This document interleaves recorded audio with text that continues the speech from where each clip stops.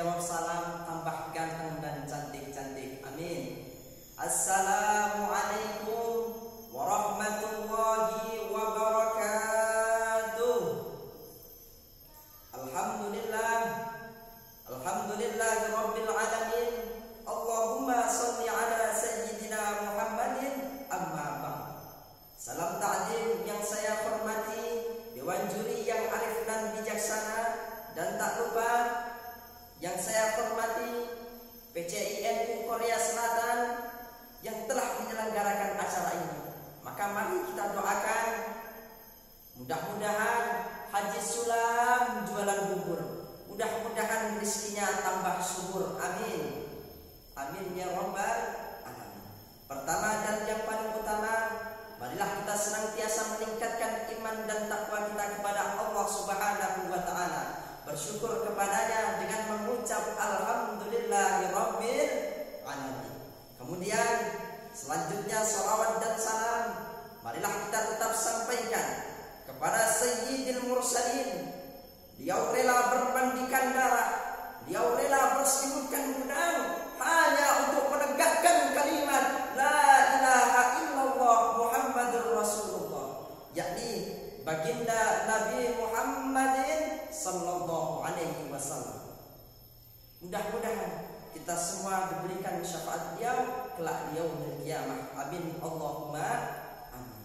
Sahabat dai yang dimuliakan oleh Allah, apakah yang dimaksud Islam rahmatan lil alamin? Ada yang tahu? Pengen tahu? Ini kira-kira yang nonton pengen tahu apa pengen tahu bulan? Pengen tahu insyaallah. Islam rahmatan lil alamin adalah agama yang memberikan rahmat dan kesejahteraan bagi seluruh alam semesta, baik itu hewan, tumbuhan, jin. Di sini ada jinnya, insyaallah mah ada yang lagi nonton, dan seluruh kepada umat manusia. Dan Islam rahmatan lil alamin adalah agama yang membawa kebenaran dan rahmat bagi seluruh alam semesta, bukan hanya agama Islam saja. Jadi suatu ketika ada seorang sahabat yang bernama Umar. Pada saat itu beliau mengambil baju orang sahabat lainnya, dan kemudian dia menaruhkan baju tersebut ke tempat tenda kaum Yahudi. Dan pada saat itu para sahabat yang lainnya sudah hampir percaya untuk keseluruhan, dan baginda Nabi pada saat itu hendak memberikan hukuman kepada kaum Yahudi. Dan subhanallah, pada saat itu Jibril ini ada yang kenal sama Jibril? Kalau umpamanya kenal, gimana kenalannya? Jibril datang menghampiri Nabi dan menyampaikan wahyu Allah, Quran surah An-Nisa ayat ke-112 yang berbunyi, A'udzu billahi minasy syaithanir rajim. Allah, bismillahirrahmanirrahim. Wa man yaksib khati'atan aw ithman thumma yarmi bihi bari'an faqad ihtamala buhtanan wa ithman mubina. Dan barang siapa yang berbuat kesalahan ataupun dosa, kemudian mereka menuduh kepada orang yang tak bersalah, maka sungguh dia memperoleh kebohongan dan dosa yang nyata.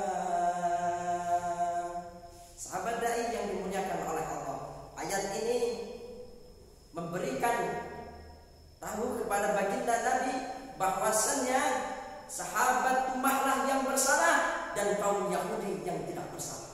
Dan pada saat itu pula baginda tidak menjadikan kaum Yahudi untuk dihukum, akan tetapi menghukum sahabat umat walaupun dia sudah masuk ke dalam Islam. Dan inilah sebuah gambaran yang diberikan baginda Nabi kepada kita, bahwasanya beliau menyebarkan Islam yang rahmatan lil alamin, bukan Islam yang rahmatan lil muslimin. Ini semuanya masih sehat. Kira-kira yang nonton masih hidup? Alhamdulillah. Sahabatku yang dimuliakan oleh Allah. Dan di masa pandemi ini kita umpama dijadikan seorang pemimpin, kita pun tidak boleh semena-mena untuk melakukan sebuah peraturan. Kita pun harus bermusyawarah kepada aparatur pemerintah, umpama para alim ulama dan lain sebagainya. Ketika dalam sektor ekonomi pasar-pasar ditutup, kemudian tempat-tempat ibadah dilakukan social distancing, dan di Indonesia ada sebuah akhlak ataupun budaya yang di dalamnya ketika selesai sholat ada berjabat tangan, dan ini pun tidak dilakukan tidak apa-apa, karena pada halnya itu adalah perkara yang sunnah, dan mencegah perbuatan ataupun COVID-19 adalah perkara yang wajib bagi kita semua. Lanjut insya Allah. Dan saya pun teringat ketika pemimpinan Bapak Presiden Kiai Abdul Rahman Wahid ataupun yang disebut dengan Gus Dur, beliau adalah seorang budayawan dan bangsawan. Mohon maaf, seorang budayawan ataupun agamawan. Pada saat itu beliau tapi subhanallah membebaskan hari Imlek di Indonesia pada tahun 2003, dan inilah yang menggambarkan bahwasanya beliau menyebarkan Islam yang rahmatan lil alamin bagi seluruh umat manusia. Subhanallah. Seiring dengan hal tersebut, Allah Subhanahu wa taala berfirman dalam Quran surah Al-Anbiya ayat ke-107. Wa ma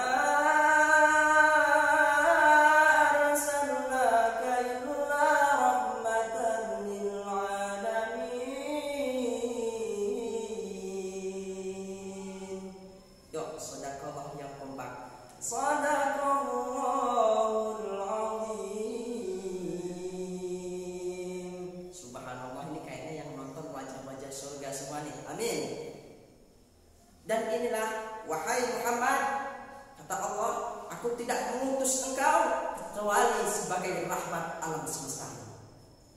Mudah-mudahan kita dijadikan oleh Allah dan ditanamkan dalam diri kita Islam yang rahmatan lil alamin. Amin ya rabbal alamin. Islamlah yang merangkul, bukan Islam yang memukul.